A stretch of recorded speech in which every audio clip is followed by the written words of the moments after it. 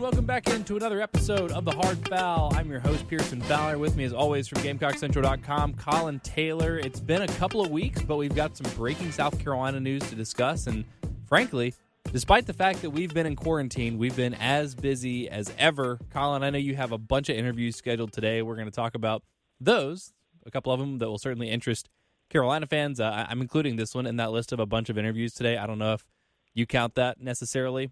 Hopefully this is pleasure and not work for you, although this will end up being work. This will end up being posted on GamecockCentral.com. But it's been a couple of weeks. How have you been? What's new in the life of Collyn Taylor's quarantine?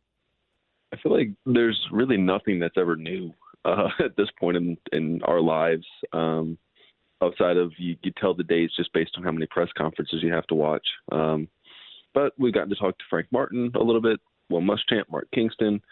So we're slowly getting back to at least being able to talk to these guys and discuss sports. So that's positive. Yeah. It's been. We got to hear from Will Muschamp, which is always that's the barometer of like how normal are things. Not that we get to hear from him much, but and frankly, maybe it would have been more normal if we didn't hear from him at all. But we got to hear his teleconference the other day, and getting all the coaches' thoughts on what they think about their respective seasons, and with football maybe being at risk of having their season cut short on the front end, and obviously Frank Martin having his season cut short on the back end. It's just been interesting to sort of see how they're processing it and how they're dealing with quarantine. Will Muschamp said that he's been watching Bloodline to kind of fill his time. I think Frank Martin said just spending a lot of time with his family. Did he mention like a particular show or anything that he's been doing in particular to pass quarantine? Frank didn't get asked that, but I will say this. Jeff Goodman did a poll and about TV shows that they're watching and movies that they can watch in quarantine. Frank said The Godfather and I think Chicago PD or Chicago Fire was his was his TV show. All right, interesting. Godfather makes sense. I'm a little bit surprised by Chicago Fire or Chicago PD, whichever one. So that's kind of interesting. That's pretty funny. Mark Kingston said he's been watching Ozark, which has been a really popular pick. A lot of people that I know have been crushing Ozark. Are you an Ozark fan? I have not watched it, but that's next on my list. Okay. The fiance and I are watching Marvelous Miss Maisel currently. Very good. Which is phenomenal. Mm-hmm. And I started Veep a while ago and am using this time to finish up Veep now. Excellent. I stopped watching Veep after Armando Iannucci, who started it and ran the show for like the first 5 seasons, he left. And that's pretty much when I stopped watching. But I heard it was great, and I heard the last season was fantastic, so I'll have to get around to watching it. But that's really good. Yeah, Maisel, awesome. My girlfriend and I have been watching Barry on HBO, which is tremendous. Are you a Bill Hader fan? I love Bill Hader. So have you seen Barry? I have not, but okay. It's so hard to, you have to pick and choose your spots of when you can watch shows, and because you're so busy throughout the year. So I'm using this time, so it's on the list. Hopefully I get some time to catch up on all the shows that I haven't been able to watch yet. Very good. Yeah, a quick pitch for Barry. For those of you that haven't seen it, that don't know what it's about. Well, actually, here's the best selling point right now. 2 seasons, 8 episodes each, and they're 30 minutes. So you can really bang it out. It's not like, oh, you have to watch it, and there's 45 seasons, and the first 20 are kind of slow, but then it gets worth it. It's just really, really good from the beginning. It's Barry plays a guy. He's a former Marine who comes back to the United States and becomes a hitman. And then the show picks up with him deciding that he's tired of being a hitman, and instead he wants to pursue a career in acting. So I will say, I won't say hilarity ensues, but I will say dark, dark, dark comedy ensues. But anyway, it's brilliant. So that's what I've been doing to pass the quarantine. And as I mentioned, we've been still pretty busy there. We haven't really had to dig too deep into the bag of tricks, as it were, dip too deep in the well for content. For, South Carolina basketball, there was plenty of conversation that you and I had about wrapping up the season. What does it mean for the season? And still larger questions remained about what would the roster look like for next year, a roster that people are generally optimistic about. And so we'll go ahead and get started with the big news of the day, the big news of the week, and frankly, the biggest story of the South Carolina offseason right now, and that is Jair Bolden's decision to transfer. This came out yesterday, I guess, afternoon. And the implications of this are huge. But, Collyn, before we start to talk about that and what it means for South Carolina's roster for 2020, 2021, what do you know about Jair's decision to transfer? Yeah, I think that with Jair, it's almost like he kind of saw the writing on the wall that this was going to be a very guard-heavy lineup, that, even if he comes back and lights the world on fire, it's going to be really hard to, put together 25, 30 minutes a game, just because they have, as of right now, Jermaine Couisnard, TJ Moss, Trey Hannibal, AJ Lawson, and they're bringing Seventh Woods back. So it's a crowded guard room, and sometimes guys just want, a fresh start, and guys want to go someplace where their role can be maybe a little bit bigger, and that's obviously kind of where Gyre falls in that category. It was nothing to do with Frank. It was nothing to do. I saw some rumors out there that it was, Frank, yelled at him, so he wanted to leave. No, that's not the case. Just a guy that was looking for, obviously, a little bit more opportunity, and you can't fault him for it. At least I can't, because guys want to go out there and play. And if those minutes get cut into and you're having to compete with 5 or 6 guys just to play, let alone play significant minutes, that can be hard on a guy. Yeah, no doubt about it. And I can't say that I'm with you. Like, I don't blame him. I was going to say I can't say I'm surprised, because, again, we knew that it was probably going to be one guard at least, because it's going to be such a slog to find minutes in South Carolina's backcourt. But I'm a little bit surprised that it was Gyre, and we can talk about some of the other potential candidates there and whether or not there's any news on that front. But towards the end of the season, and I guess as we did, maybe it was our first season recap, you and I started to look ahead to next season for South Carolina, and neither of us thought it was unrealistic that Gyre could, after he spent the back half of the season really adjusting to his role coming off the bench, he seemed like someone that could turn into a nice spark plug scorer off the bench, and it didn't seem out of the realm of possibility that he could be an 11-point-per-game scorer for South Carolina coming off the bench, maybe have himself in the conversation for 6th man of the year in the SEC next year. It felt like there was a lot of potential. It felt like he was getting more comfortable in that role. Given that, were you surprised that it was Gyre and not TJ Moss or somebody else that decided to transfer? I mean, I was shocked it was Gyre, and I remember of course I was, but news decides to break and come out when I can't get to a computer. So I was in the middle of a run yesterday when the news about Gyre broke. So of course I was, and I had to sprint back to my house to get working. But that became the best run of your life in like 5 seconds. Yeah, no, I ran the fastest mile I've ever run trying to get back to my house. But yeah, I mean, I was, when I first saw the name, I was kind of shocked. But the more I thought about it and the more I heard things, it was like, okay, I kind of get it. And yeah, he was going to, I don't think there was any question that he was going to come off the bench, and it's a matter of if that guy really wants to accept that role. And if he doesn't, then I don't blame him for wanting to get a fresh start and going somewhere where he could potentially start. So that was kind of the biggest thing for me, is that, yeah, it was a shock at the time, but the more I thought about it, the more I kind of realized I understand where he's coming from and wanting to maybe go somewhere where there are starter minutes to be had. All right, so I don't really know how else to ask this question, so I'll just say it like this: when you're thinking, like, obviously his being Gyre issue was not, slots on the team. Essentially, it wasn't scholarships or anything like that, because he had that. It was his if he wanted it, but it was just because there were 4, maybe 5 other guards that are going to be competing for minutes. You'd like to think that he wants to stick around and try to compete for those minutes. But the way I see it, Gyre transferring opens up a scholarship for something relatively unexpected, like maybe AJ Lawson staying, which we can talk about in just a minute, sort of if there's any update on that, or somebody transferring in. That's how I'm thinking about it, more than necessarily minutes, because we know that Gyre can play the minutes. And yeah, with Seventh Woods coming in, maybe he doesn't get as many, but Gyre was usually playing at least as many, if not more minutes than Trey Hannibal. So if he comes back next year, he's probably the 3rd guard on the team, depending on what Seventh can do.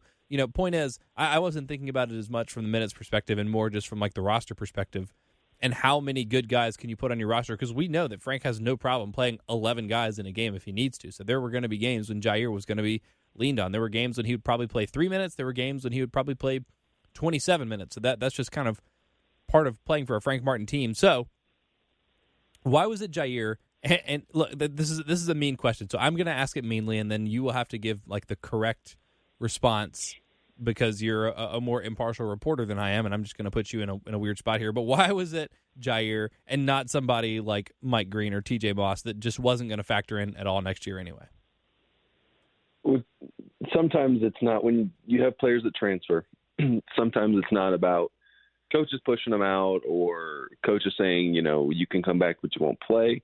Sometimes it's truly up to the player. And I think this is one of those cases where, it was truly up to the player. You look at last year, Felipe Haase was probably going to have a place on the team and probably going to be playing some good minutes, and decides to transfer to go play with one of his, former high school coaches at Mercer. It just happens. Guys want a new start. And I think that's where you're getting with Gyre, is that it wasn't necessarily a bad relationship. It wasn't a relationship that was strained. It was just a guy looking for another chance. And I think that was a him decision and less of a coaching or, minutes decision based off that. I think that was Gyre kind of saying, I want a fresh start and I want to go someplace where I could potentially become the guy on the team and start and play the point guard and do all that, instead of coming off the bench and playing when other guys aren't playing well or having inconsistent minutes. The other thing that you look at with a decision like this is it's April 9th. We're a long way away from even the start of the 2020-2021 season, camp, practice, all those things. But Jair Bolden's in practice every day, and he knows the strengths and weaknesses of this team, of the guards, of each individual player, better than anybody. Well, anybody that's not on the team. So part of the calculation could have also been, because, again, I'm sitting here and saying, hey, Jair Bolden was already in the mix. He might be beating Trey Hannibal out for minutes, which means he's basically just behind AJ Lawson and Jermaine Couisnard. There's no guarantee that 7th. I think people have a lot of expectation for 7th, and Frank Martin said good things about 7th, but he's still going to be coming in after basically having a year off from basketball. It's going to be a little bit of an adjustment. I still feel like there's a roadmap there for Gyre, but he had to make this decision now so that he can get into school somewhere else or figure out what he's going to do for this upcoming basketball season. But does that say to you that Carolina fans now should have more confidence in Trey Hannibal and 7th Woods if Gyre was looking at him and saying, yeah, those guys were going to be taking my minutes, even if they weren't this year? Yeah, I think it speaks a lot to the depth on this team and a lot to the depth that Gyre saw every day.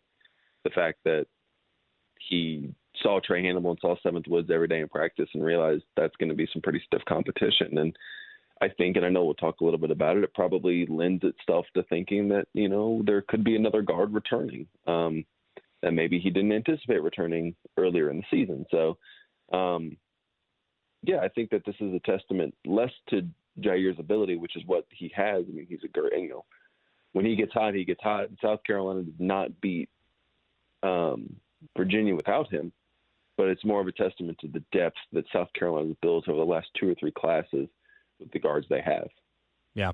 Well, you mentioned what it means in terms of the roster or the scholarship availability for somebody coming back. Again, at the end of the season, you and I were like, hey, if everybody comes back, this is going to be a really good team. There's going to be a lot of depth. There's going to be a lot of options. It's going to be really nice for Frank Martin, but also they're not all going to fit on the team. So some other shoe is going to have to drop, and we knew that it would. We didn't know exactly what it would look like. Now we know what at least this shoe looks like. There could still be other shoes that drop over the course of the offseason, but of course, we buried the lead here a little bit. The first thing you think of when Jair Bolden transfers is, great, now South Carolina has that free scholarship in case AJ Lawson wants to come back. What are you hearing? I know there's nothing official yet on AJ, but are you hearing any rumblings one way or the other? The rumblings are good. The rumblings with every day that passes usually tends to mean that it's a good sign that South Carolina, he's coming back to South Carolina. That's not definite in no way, shape, or form. And there's a chance he could not even declare for the draft. But as of right now, it looks pretty good that AJ Lawson will more than likely come back, but it's not a foregone conclusion. I will say that 800 times. It's not a foregone conclusion, but it's positive in terms of AJ Lawson coming back to school. Now the question becomes, does he declare for the draft and go through the process, or does he just decide to just scrap that and say, I'm coming back for my junior year and not even bother with the draft process? I think it's fair to say that a big factor in this has been the fact that everything is closing down and we're practicing social distancing to try to stop the spread of COVID-19, because now players are not allowed to go have in-person workouts with teams, and there's not going to be a draft combine. And I think those were things that AJ was going to heavily rely on, given how statistically disappointing last season was for him. In some ways, is it? I asked this very sarcastically the other day, and I won't phrase it the exact same way, but were it not for COVID-19 and basically everything in the draft process and the pre-draft process shutting down, do you feel like AJ would, again, it's not official, we don't even really know which way he's leaning, it just sounds like maybe he is thinking more earnestly about coming back than he was a couple of months ago. How much of that has to do with the fact that he doesn't have all this pre-draft rigmarole to help boost his stock? Yeah, I mean, that's a lot to do with it. I think that, for a guy like AJ, he was going to really have to use that pre-draft workouts, the pre-draft interviews, getting in front of GMs, getting in front of scouting directors, and proving his worth. Just because he did have such an inconsistent year, he needed to get out there and prove in workouts that he could knock down shots, he could play consistently. And when you don't have that, it's going to be really hard for anyone like him to get considerable looks. Unless you're like a surefire lottery or surefire first-round pick, this draft is going to be very, very thin because of it. Because these guys that are fringe second-rounders, fringe draftable guys, they're not really going to have a lot of chances to get in front of people and prove their worth. And AJ falls into that category that I think really gets impacted because of it. And when you're not able to get in front of these GMs and go to the combine and go to all these places, then you're going to struggle to really move up draft boards. And that's where AJ sits right now. And unless you're an Anthony Edwards, unless you're James Weissman or all these other, locks to be drafted in the top 14, it's going to be it's a calculated risk going and staying in the NBA draft this year. Yeah, well, the other part of it is that wasn't his only option. He could have transferred. He could go play professional basketball either back in Canada where he's from or in Europe. And again, COVID-19 makes it a little more difficult, because if that's why the NBA is shutting down, then we don't even know what the future of a season is, especially in Europe, somewhere where it seems like COVID-19 has hit a little bit harder than it has here in the United States, at least so far, and fingers crossed on that. But did you get the sense that for AJ it was always NBA or bust, or was he just trying to play professionally somewhere? Like, is there still a chance that even if he doesn't declare for the NBA draft, that he could try to, if things settle down in a timely fashion in Europe, try to pursue that route rather than come back to South Carolina? Or is South Carolina his second option? No, I think South Carolina. I think it's either the NBA or South Carolina. Him and his family love South Carolina. Frank Martin said that. I know AJ said that. So this is not a situation where he's trying to get out. This is a situation where he wants to go to the NBA. And if he doesn't, then it's more than likely than not he's ending up back at South Carolina. What? If AJ Lawson, can we assume that just for the sake of like the next 10 minutes of conversation, that AJ Lawson's coming back because it's not clear that he's leaving? Can we just play this out hypothetically? And full disclaimer, we're not saying officially that AJ Lawson's coming back. It just seems like there's a better chance than there was a couple months ago. Can we just say that as a disclaimer? All right. Let's do it. So AJ Lawson's coming back. What does he need to do to reassert himself as the leader of this team? Or does he not need to be the leader of this team? I don't think he needs to be the leader. He really settled into his role this year once Jermaine took over, of a guy that can come down and just be a player. I think AJ's better when he's just playing than when he doesn't have that leadership or that vocal guy role on the team. And you saw that once Jermaine took over, as AJ kind of started playing a little bit more freer, a little bit less uptight, which is kind of what he was doing in non-con. So if he's back, he's your number two behind Jermaine in terms of being a vocal leader, and that's really all you need, because Jermaine, we've talked about it before, he's your Sindari. He's going to be the one, the guy that whips people into shape, and AJ doesn't need to be that guy anymore. And I think he goes into his junior year with a well-defined role compared to what it was as a sophomore and then as a freshman. You've talked to AJ a lot more than I have. Do you feel like he would be comfortable with that? I think we both agree that that's where he's better, and I think his top priority is just going to be to play better this year than last year, but he's a guy that does have pro aspirations. He thought he was going to go to the NBA no matter what at the end of the season, and were it not for some unfortunate circumstances, he may have, and frankly, he still could, as we talked about. That's part of our disclaimer. But if he wants to go to the NBA, if he wants to boost his draft stock, do you not feel like he feels pressure to be the guy in some capacity?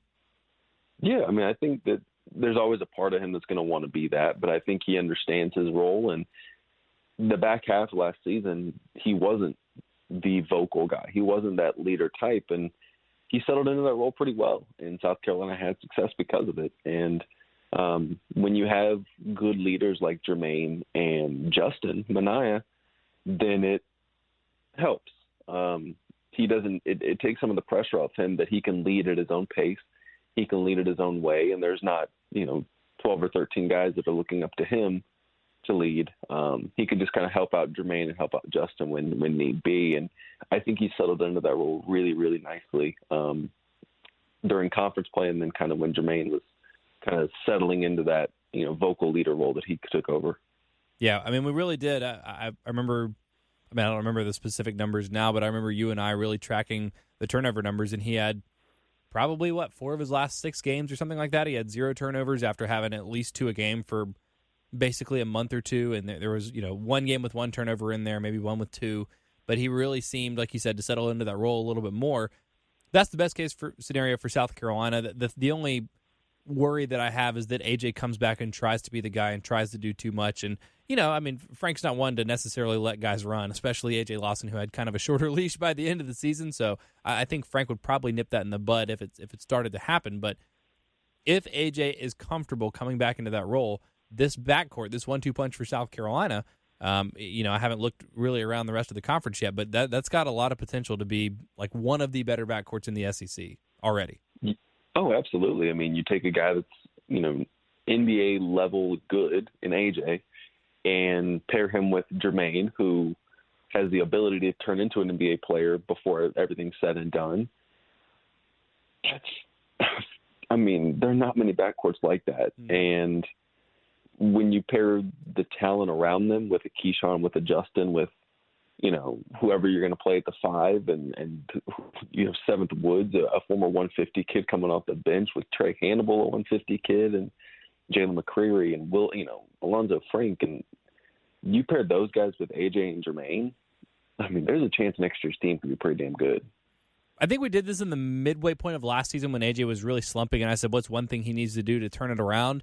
I will ask you again, now that the entire 2019-2020 season's in the rear view, and I'm going to make you be really specific. So just as a way of example, 3-point shooting or free throw shooting or 2-point shooting or assists up or turnovers down or better defensive efficiency. What's one piece of AJ's game that if he improves it this offseason will make the most difference in his game and the fate of the South Carolina basketball team next year? Turnover rate and 3-point shooting. So just the percentage of turnover rate. I'm doing this for me and for people listening. Turnover rate is the percentage of you touch the ball that the ball gets turned over. Yeah. Or like, is it possessions used in which you turn the ball over? I believe so. All right. Do you happen to have his turnover rate in front of you right now? I do. It is 17%. So give us some other guys on the team or maybe around the conference that sort of contextualize that. Jermaine was at 17. Keyshawn was at 20. I'll look at some of the other ones. Trying to think. Kentucky's got some good guards. Ashton Hagens actually had a pretty high turnover rate. But Tyrese Maxey was below him. Emmanuel Quickly was below him. I'm looking at some others. My computer will load. Mason Jones was below him. Jimmy Witt was below him. Isaiah Joe was below him. So when you're talking about turnovers, he's kind of middle of the pack. Breein Tyree and Devontae Shuler are both below him. So he needs to improve on that. That's his big thing. Mm-hmm. But 17 is not a disastrous number. It's not like he's the worst in the SEC and he has to become like one of the best. He just has to get a little bit better. Marginally better there. His assist numbers need to go up too. His assist rate was 12. And just looking at Breein Tyree and Devontae Shuler, I'm on their page right now. Breein Tyree, AJ was at 12, Breein Tyree was at 18, Devontae Shuler was at 21.6. Mason Jones was at 23.1. Jimmy Witt was at 12.4, which is comparable. It's just 12 is a pretty low number for a guard in terms of assist rate, even if he's not handling. He was down an entire assist per game. His freshman year, he averaged 2.9 assists. Last year, 1.9 assists. But you think it's more important for him to limit the turnovers even more than getting the assist numbers back up? Yeah, we'll say assist rate to turnover rate needs to improve. Okay, all right. That is one stat. I was going to try to make you be more specific, but you have won the semantics battle here. Assist to turnover ratio is the thing that AJ Lawson needs to do the best. Yeah. Not even so 3-point shooting was fine, 34%. He did only shoot 41.5% from the field. Like, do you chalk that up to him just having too many shooting slumps? In your opinion, now that you're looking back on the whole season, do you feel like his shot selection was poor or could have improved or should improve? Or is it really just a matter of him playing more within the offense? I mean, there were a couple shots, if I was AJ, I wouldn't take. And you look back at the Alabama one more specifically, but that's really the only bad shot I can remember him taking. So it's just a matter of consistently knocking it down. And he struggled with that some. He went through shooting slumps and shooting highs. And if you can limit that and limit the slumps to a game or 2 games instead of, 3 or 4 or, a week or 2 weeks at a time, then that'll improve. And you need to be better at that, but he's got the ability to knock it down when he wants to and when he needs to. So if he can just be more consistent on the day in, day out shooting, I think he's going to be a pretty good offensive player for South Carolina. Jermaine Couisnard, AJ Lawson, Keyshawn Bryant, Justin Minaya, Wildon Zavek, or one of the freshmen? Probably Wildens. If I put money on it right now, that's without any really inside information, but more than likely Wildens or Alonzo as your 5. And if I was going to build a lineup, it'd be Wildens. Joe Lunardi, I don't know if that's exactly what he's thinking the lineup is, but he has said already in his way too early season prediction for next year.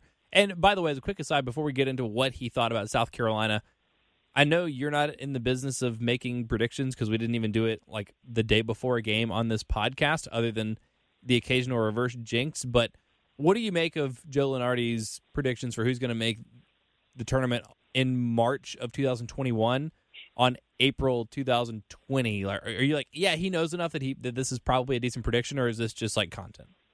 I mean, it's a decent prediction. I mean, Lunardi knows his stuff, and it could be both. How about that? All right. Also a weird semantic line there, but Lunardi knows his stuff, and if he does that, then let me start over. Lunardi knows his stuff. If he predicts that usually means the team's going to be good. Does being good translate to making the tournament all the time? No. South Carolina is a legitimate tournament team next year with tournament aspirations, and it should be.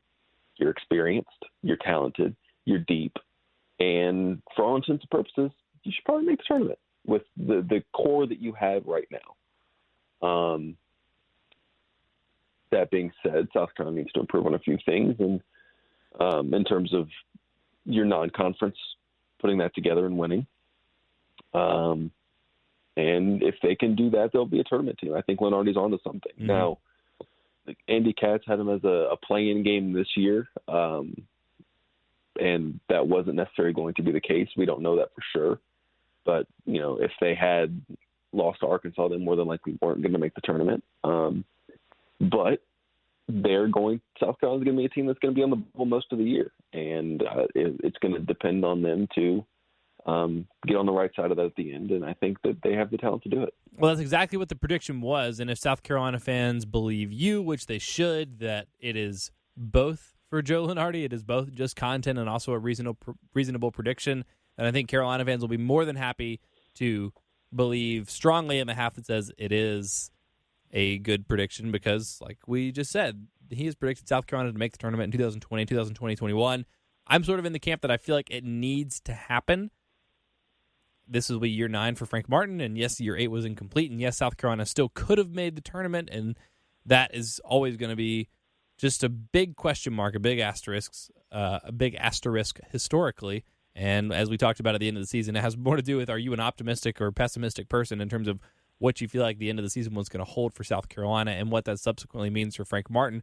I think it's important for Carolina to make the tournament, for Frank Martin, for this team, for the fan base, for just the University of South Carolina men's basketball program in general. And I think they're set up to do it not just because they're talented, but because typically when we have seen South Carolina struggle through the non-con part of their schedule, it's been because they're really breaking in a lot of new pieces. And other than a starting center, and yes, replacing Mike Kotsar is going to be a huge task given how important he was for South Carolina this year, especially defensively, but improving his offensive game, improving his rebounding, just being an amazing story. And we've talked about him a ton, and we could probably talk about him more and still not talk about him too much because it was just such a good year. But the lack of roster turnover, at least at this point on April 9th, has me really encouraged that there will be uncharacteristic continuity in the early part of the 2021 season, which could make a huge difference come tournament time. Yeah, and I mean, South Carolina's experience this year, Ken Pom calculates that they were at 1.8 years of experience, which is 325th out of 353 teams in Division I basketball. So they're one of the youngest teams in basketball, returning potentially, if AJ comes back, your leading scorer, your second leading scorer, your 3, your 4, you lose your 5. I mean, but you bring back, I think, 8 of your top 11 minute getters as of right now, if AJ decides to come back. So, yeah, this team's going to be good, and I think you're going to see that early on. And then you saw it in 16 when they had some experience. They started 15-0. You saw it in 17 when they beat Michigan and Syracuse and almost beat Seton Hall and, obviously did what they did in the tournament. But when you have experience and guys that have been through the wars, you don't tend to see the bad losses creep up as much as they do when you're breaking in a bunch of freshmen and sophomores.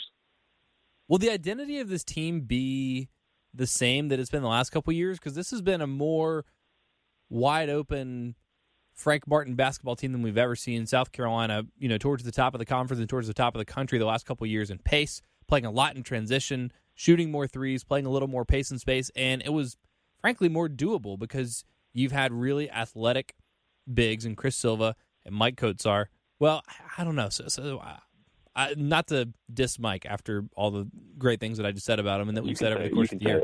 Yeah, he's not a great athlete, but he can move well for someone his size. Like, he can't jump, but he's someone that he can run the floor. He can run a fast break all by himself, which I guess speaks more to his skill necessarily than athleticism. But they're not going to have that with Wildens. And the other piece that they're going to have this year that they haven't had the last couple years is a real tried and true point guard, the first one that they've had since PJ Dozier. AJ Lawson, I guess ostensibly being the point guard a couple years ago, and then most of last year, at least half of last year, AJ was kind of the point guard, and sometimes Gyre, and then by the end of the season it was Jermaine. But now that Jermaine is the true point guard, and you can trust him to dish dimes and orchestrate an offense and break down defenses, whether off the dribble or with a pass. Can Carolina afford to play a little more traditional Frank Martin defense first, a little bit slower basketball with a tried and true point guard and a 5 that's not going to be able to run the floor as well as Mike and Chris Silva could in the last couple of years? Yeah, I think so, if they want to. But I also think that they got the ability to put 7th out there. Imagine a lineup that looks like this, because you could play your typical Jermaine Couisnard, AJ Lawson, Keyshawn Bryant, Justin Minaya, and then Wildens, and you could slow it down a little bit if you wanted to. You could play up tempo a little bit.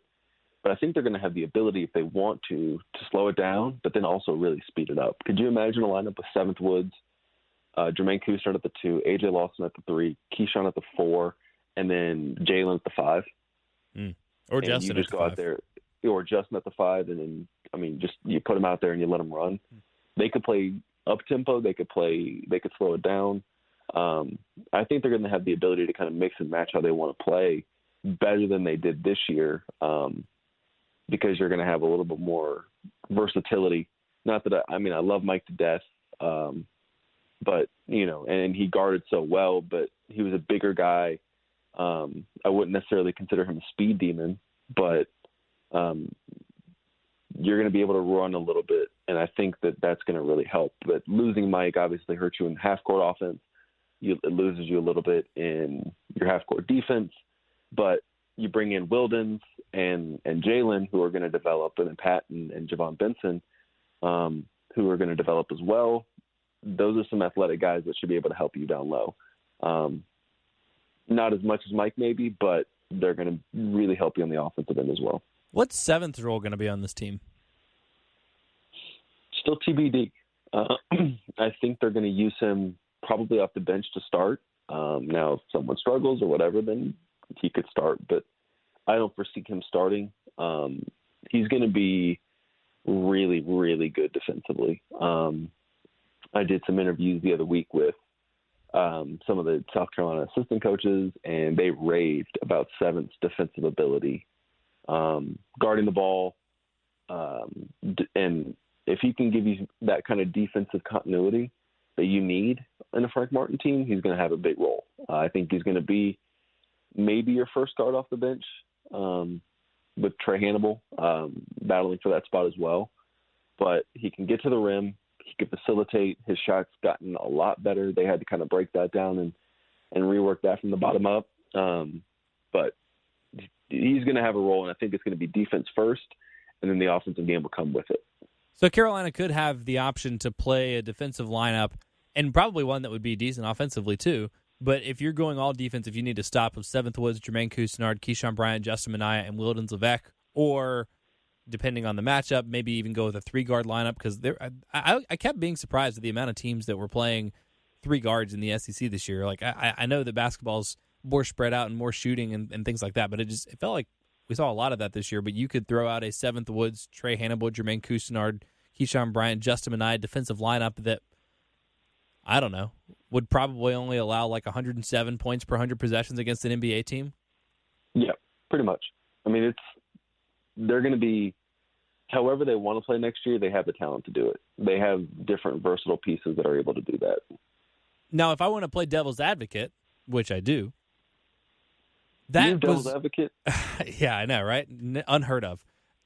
For me, that was part of the problem for South Carolina this year, is that they were not able to settle into an identity, and maybe the fact that they didn't have an identity in terms of like sometimes they wanted to run, sometimes they, weren't scoring enough in the early part of the season that they wanted to run. They wanted to speed the game up, and there were games where it felt like they wanted to limit possessions. By the end of the season, you kind of knew what they were doing, and a lot of it had to do with personnel. But what's the line between having versatility in the different ways that you can play, but like losing your identity in the process, versus we just play this one way, we don't play any other way, but we're really, really good at playing this one way? I think that, and you've seen it with Frank, is that when they have different styles that they can play, that there's still some core principles there. They play fast. They set a lot of ball screens. That's not going to change. They play really good defense. That's, again, not going to change. So I think that those core principles are going to stay the same. You're going to still see a lot of ball screens. You're still going to see the ball get into the paint in the half court.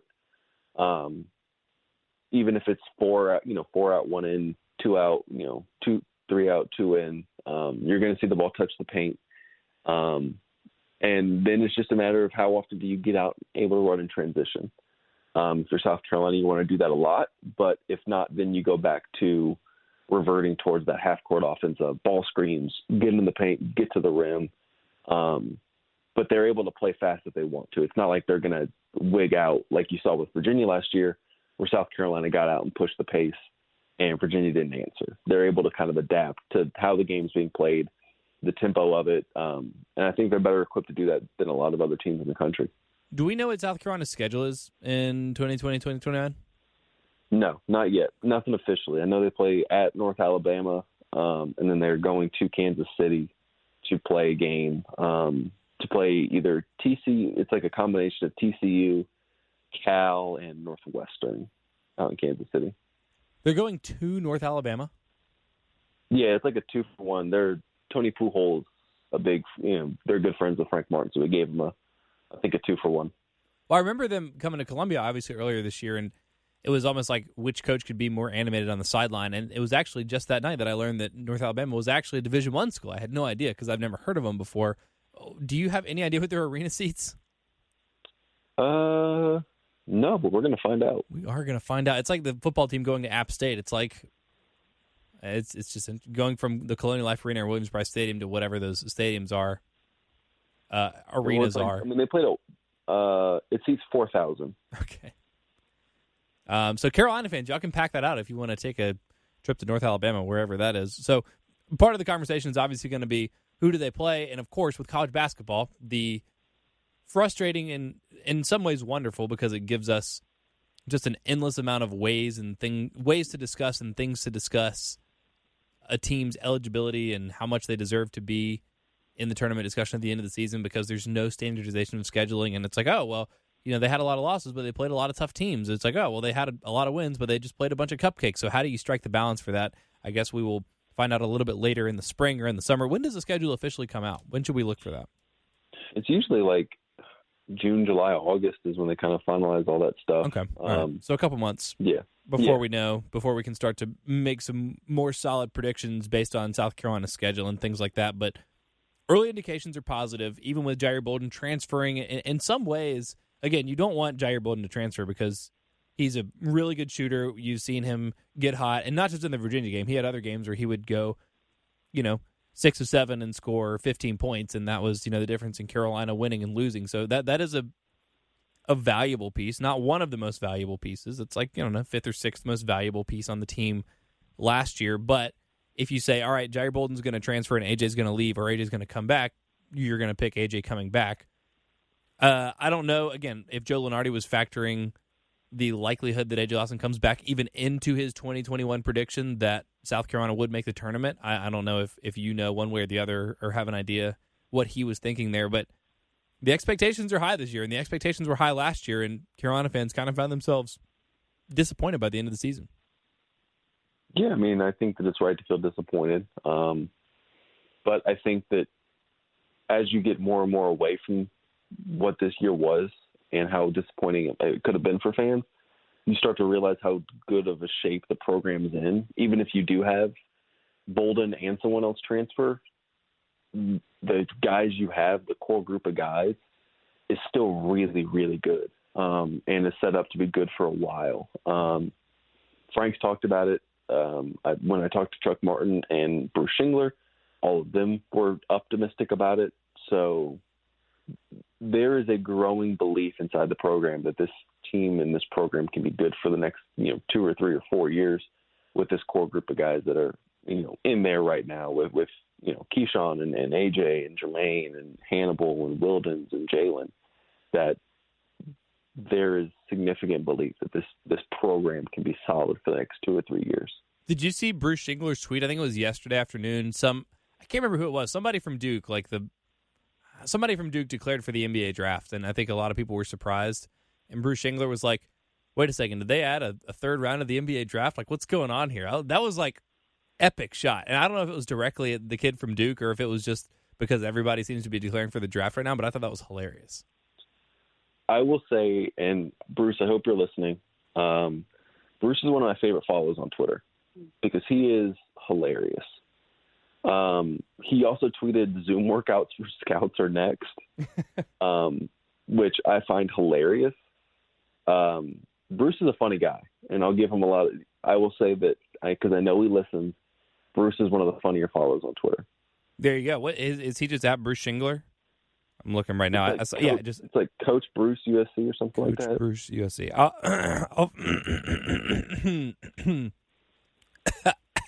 Yeah, I'm glad we're doing this remotely. Yeah, seriously. I'll edit this out so people don't think that I have coronavirus at Coach Bruce Pearl. Yeah, he is at Coach Bruce USC. If y'all want to follow, and just because we're talking about it, you are at Collyn Taylor with a Y. If y'all want to follow Collyn Taylor for all the breaking news because, as I mentioned, we got the Gyre news. We don't know one way or the other on AJ. Collyn's going to have that. He's going to have it on Twitter. He's going to have it on GamecockCentral.com, where he is always, even in the offseason and quarantine, pumping out content at a feverish pace. And the other thing I got going on GamecockCentral.com, I think wrapping up here pretty soon, we're recording this Thursday morning, is the culmination of your greatest South Carolina athlete of all time bracket. The final is George Rogers versus Michael Roth. Certainly a worthy final and a couple of one seeds. But Collyn, by 2 picks, I said this person's going to win the entire bracket when y'all release the field of 64. And if not this person, then it's going to be this person. And neither of those people were right. So were you surprised that we're here voting on a George Rogers versus Michael Roth final? Not this final. I could have seen this final, but I thought Lattimore or Shaw were going to win the entire thing. Mm-hmm. But that's me. And George ended up winning the entire thing. Oh, it's already done? Michael Roth. Yeah. Okay. Ended this morning, George Rogers is your champion. George Rogers, the greatest South Carolina athlete of all time. I don't really have any issues with that. It's hard to. He's the only Heisman Trophy winner in school history. He has over 5,000 rushing yards. Absolutely ridiculous. But I'm with you. I said I think Marcus Lattimore is going to win the whole thing because he is beloved. And if Marcus does not win, I think it's going to be A'ja Wilson, even though she's a 2 seed. And I'm not going to take issue with your seeding because Alex English is an NBA Hall of Famer and A'ja's career is still ongoing. So, remains to be seen where she will end up. And I know we're talking about South Carolina, and you can't factor the professional career in there too much, probably, would be my guess, is what the intention of the exercise is. But given how loved she is, I mean, she and Marcus are probably, and look, not that anyone has anything bad to say about George, but AJ, I keep saying AJ because we talked about AJ Lawson the entire podcast. A'ja and Marcus truly have a 100% approval rating, and not because nobody doesn't like them, but because everybody loves each of those players. Yes. And that's what I thought was going to boost him. I thought Connor Shaw and Marcus Lattimore were going to meet in the Elite Eight, and then I thought that Lattimore was going to beat Shaw just because of that. And frankly, I thought Sindarius was going to go farther than he was. Now, granted, he matched up against A'ja in the Sweet 16, so that doesn't help. But I was shocked at how many, really, because your Final Four in football were easy. You had George Rogers, you had Marcus Lattimore, you had Connor Shaw, and you had Clowney. Mm-hmm. I think if you're building a Mount Rushmore, that's your Mount Rushmore. But the baseball one really threw me because you had Roth, Smoke, Matt Price, and JBJ, which really shocked me as well. I thought you'd have a lot more older guys just because of how, fans perceive the golden age of college, South Carolina baseball, and was shocked to see so many newer guys, even though they did win 2 titles at the time. Just shocked to see as many new guys as you had on that roster to beat out some of the old elite of elite. Yeah, a lot of recency bias in this one, and that's fine because I'm 26 and I'm participating in the recency bias. But what was the final vote on George Rogers versus Michael Roth? Because that does go counter to all the recency bias that we saw elsewhere, such as Earl Bass getting upset and Sterling Sharp getting upset and things like that. You talking about recency bias here? Yeah. So what was George won, which kind of goes against that trend where we saw it in a lot of other places in the bracket. But what was the final vote? Was it close? For Roth, it was, I think he won 66% of the vote. The one that was really close was I think Roth beat A'ja Wilson by 3 total votes. Oh, wow. Yeah. So that sounds right. That was yeah. No, but how much did George beat Roth by? 15 votes, something like that. Oh my God. So it was close. It was 51-49 in terms of percentages. It was very close. It was 66 to 35, but it was he beat Roth, I'm looking at now, by 35 votes. Okay, 35 votes. Man. Yeah, 35 votes. So are you're satisfied with the end result here, even though it was not your prediction? I won't say pick because I don't know if you were allowed to vote in your own thing, but it was against your prediction? Yeah, I think if you had told me that the Final Four would have been George Rogers, A'ja Wilson, Michael Roth, and Clint Mathis, I would have agreed. I would have said that that's plausible, but it wouldn't have been, if I was filling out a bracket, it wouldn't have been who I would have picked, if that makes sense. All right, so you would have had Marcus winning the whole thing. Who would you have had Marcus beating? Oof. I would have had, if I was going to fill out a bracket, I'd have Marcus in the finals. I would have looking at my other sports, I'd probably have Terrence Trammell in the Final Four with Michael Roth and probably Sindarius Thornwell. Wow. Sindarius over Alex English, over Asia Wilson, and Michael Roth over Matt Price, over Christian Walker, over Earl Bass, over all those guys? Yeah. Wow. Yeah. I think Roth's a given. I don't think Sindarius is a given, but that's some recency bias for me there. I went to school with Sindarius, so. There you go. Got to vote for your classmates. Yeah, and I think it would have been Lattimore and Roth in the final, and Lattimore beating Roth. Okay. All right, so you would have gotten half of it right. Mine would have been all jacked up. Now, the other part of this, if this were a true March Madness tournament, and I said there were 3 1 seeds and a 2 seed in the Final Four, we would think, that's not a very exciting tournament. There weren't enough upsets. There wasn't a Cinderella that made it to the Final Four. Do you consider that a victory because you mostly seeded these correctly, or do you wish there had been a few more random upsets and like a 7 seed in the final? I mean, we had a few that were. We had a 7 seed in the Elite Eight, a 6 seed in the Elite Eight, 2 6 seeds in the Elite Eight. We had a 12 seed, a couple 12 seeds, double-digit seeds in the Sweet 16. So there were enough upsets. But see, the thing about the tournament that I really love is you get all these upsets into the Sweet 16, but when you get to the Elite Eight, you want your 1s, you want your 2s, you want your 3s to get the good matchups. So I think it was a successful tournament. I think the seeding was done pretty darn well, if I do say so myself. Mm-hmm. Even if BJ Mackey disagrees, I think it was really good. Hey, I reached out to BJ. I have explained the situation, and he completely understands. So Okay, good. I mean, it really is like no disrespect to him, but seriously, like Asia Wilson really has a claim for the greatest South Carolina athlete. I think without a doubt, she's the most decorated South Carolina athlete in the history of the entire school. Alex English, as I mentioned, an NBA Hall of Famer. He's somewhere on the all-time scoring list. The people ahead of BJ Mackey are no slouches. That's no disrespect to BJ. Yeah. And the thing about it is we combine the basketball regionals. Now, if it was just a men's basketball, he'd probably be 3 or 4 seed. But because the men's side were the odd seeds and the women's side were the even seeds in that regional, he gets bumped down to 9 because of it. So it looks worse than it really is. Yeah. But being a 9 seed means that he's the number 4 overall seed on the men's side of things. So I just want to clear that up, that he's really a number 4 seed, but just has to be a 9 because of the odd even structure to it. It's why Devin Downey's a 13 seed. It's why Tiffany Mitchell's, you know what I mean? So it's not like I'm sitting here like, I really fucking hate BJ Mackey.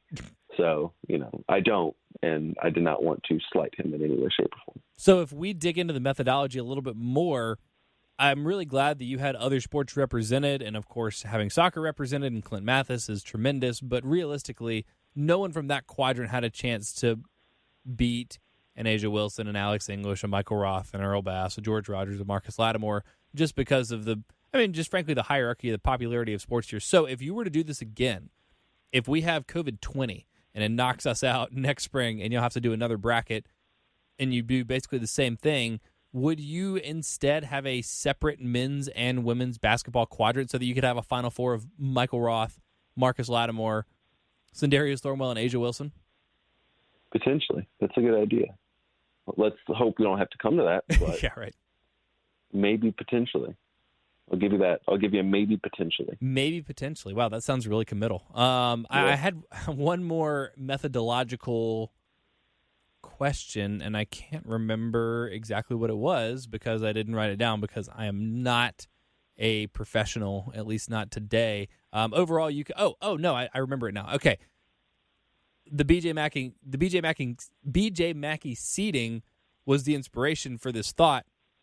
Would you also go back and intentionally misseed some players to have like a 4 seed in the? I know it doesn't matter. Like if George Rogers was a 4 seed in the Final Four, you wouldn't say, "Oh wow, you got a 4 seed in the Final Four." You'd be like, "Wow, George Rogers was underseeded." But just for the sake of it looks fun or it looks funny or it looks different, would you intentionally like mix up some seeding? Who says I didn't do that already? Ooh, all right. What are you saying? Marcus should have been the 1 seed?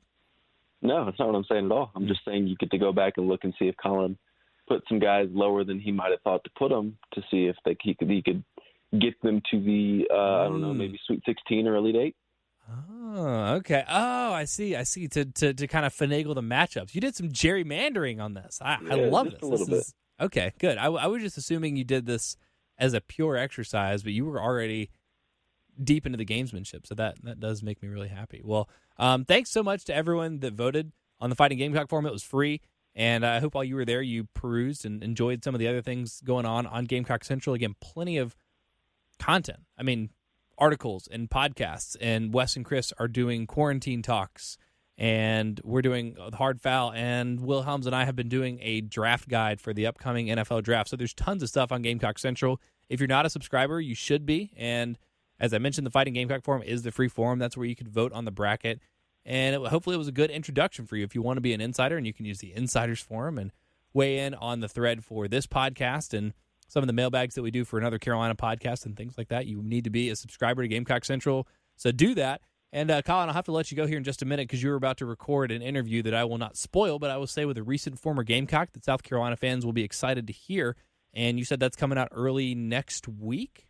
That is the hope, if I can get it all transcribed and worked up for you guys. So this will be a transcription. It won't just be you posting the interview in the Gamecock Central Podcast Network. It's going to be an article on GamecockCentral.com that presumably you will have to be a subscriber to read? No, I believe this one's going to be free. A free one? Oh my gosh, Collyn, you do so much work, and you just give it to the people for free, like this podcast. You're welcome. You're so generous. Welcome. Incredible. Well, because this podcast is free, we do ask one small favor of all of you listening, and that is that you rate, review, subscribe to this podcast, and share it with your friends, because that's a great way to support the podcast. Let us know that you're listening, and we want all your feedback. Leave it in a review. Tweet at us, at Collyn Taylor with a Y, at Pearson Fowler on Twitter.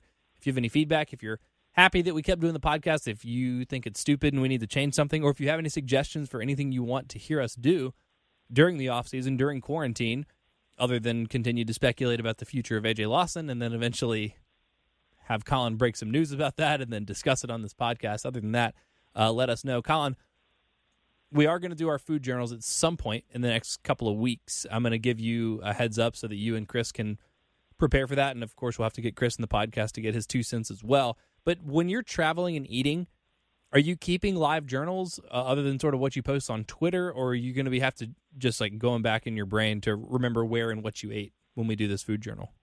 I mean, pictures usually help tell the story for me. But no, it's all of memory. If it's not good enough for me to remember it, it's not that good. All right. That's a great way to think about it. Will you give us just like a little bit of a teaser for this food podcast? Just tell us about one particularly memorable meal that you ate on the road, either for the baseball team or for the basketball team or for the football team this year. When we went to Texas A&M, I went to Texas A&M, Mark Kingston's first year. I got barbecue. It is still by far the best barbecue I've ever had, in an old converted Chinese restaurant. So it looked like a Chinese restaurant on the inside.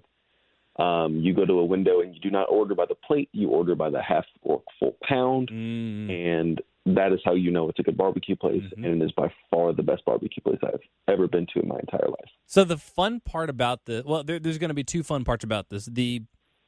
I guess, ostensible purpose for doing this is just an opportunity for you and Chris to tell some fun stories and to talk about food, which we enjoy doing. But also it's going to end up doubling as sort of like a travel guide for anybody that's going to any of these away games for South Carolina, basketball, football, and baseball games. Or if you're just in the area, it's going to end up being like you're basically doing a local, like just Southeast version of Parts Unknown with Anthony Bourdain or What's Eating Phil or something like that. Do you watch those shows?